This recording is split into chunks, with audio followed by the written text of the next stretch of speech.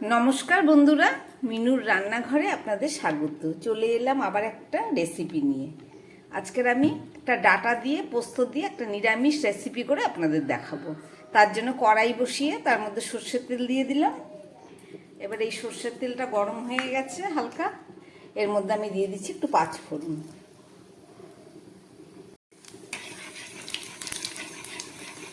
পাঁচফোড়নটা তেলের মধ্যে একটু ভাজা হয়ে গেল। এবার এর মধ্যে আমি কয়েক টুকরো টমেটো দিয়ে দিচ্ছি।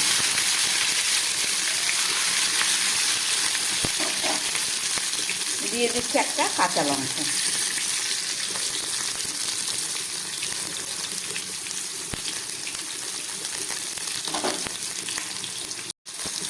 টমেটো কাঁচা লঙ্কাটা ভাজা হয়ে গেছে। এবার একটু কেটে রাখা ডাটা আমি এর মধ্যে দিয়ে দিচ্ছি।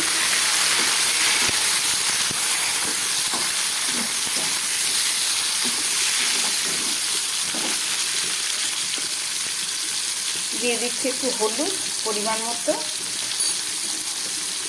দিয়ে দিচ্ছি একটু নুন, আর দিয়ে দিচ্ছি সামান্য জিরের গুঁড়ো, আর দিয়ে দিচ্ছি সামান্য লঙ্কার গুঁড়ো। আজকে রান্নায় আমি আলু ব্যবহার করলাম না।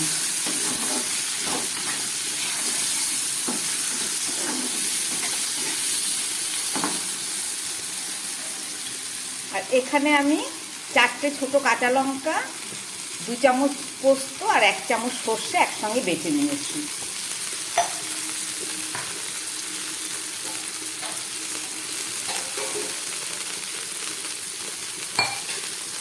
ডাটাগুলো ভাজা হয়ে গেছে। সর্ষে পোস্তর মধ্যে খানিকটা জল দিয়ে আমি এর মধ্যে দিয়ে দিচ্ছি।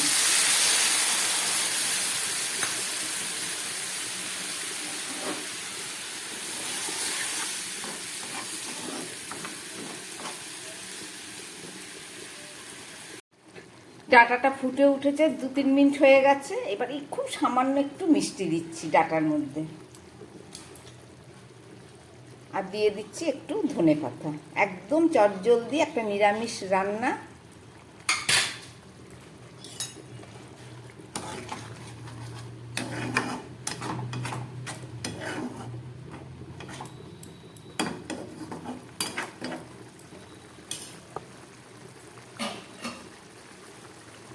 খুব ভালোভাবে ফুটে উঠেছে। এবার গ্যাসটাকে কম করে আমি একটা ঢাকা দিয়ে দেবো। 3-4 মিনিট রান্না হোক, ফেরত এসে দেখাচ্ছি। 3-4 মিনিট পরে ফেরত আসলাম। ঢাকা খুললাম, সমস্ত জল শুকিয়ে গেছে।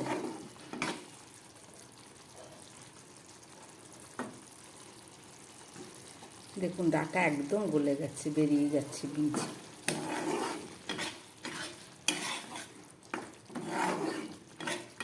পোস্ত দিয়ে ডাটার ঝাল আমার একদম রেডি। সর্ষে পোস্ত দিয়ে ডাটার ঝাল আমার একদম রেডি। আমি এবারে গ্যাসটাকে বন্ধ করে দিচ্ছি।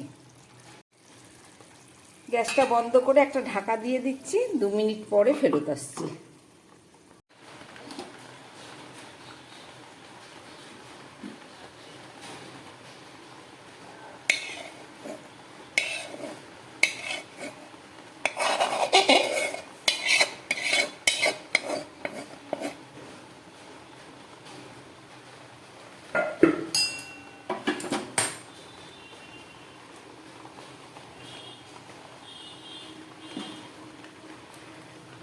রান্না করলাম পোস্ত দিয়ে ডাটার ঝাল। দেখলেন রেসিপিটা। যদি ভালো লাগে চ্যানেলটাকে লাইক করবেন, সাবস্ক্রাইব করবেন। নমস্কার, সবাই সুস্থ থাকবেন, ভালো থাকবেন।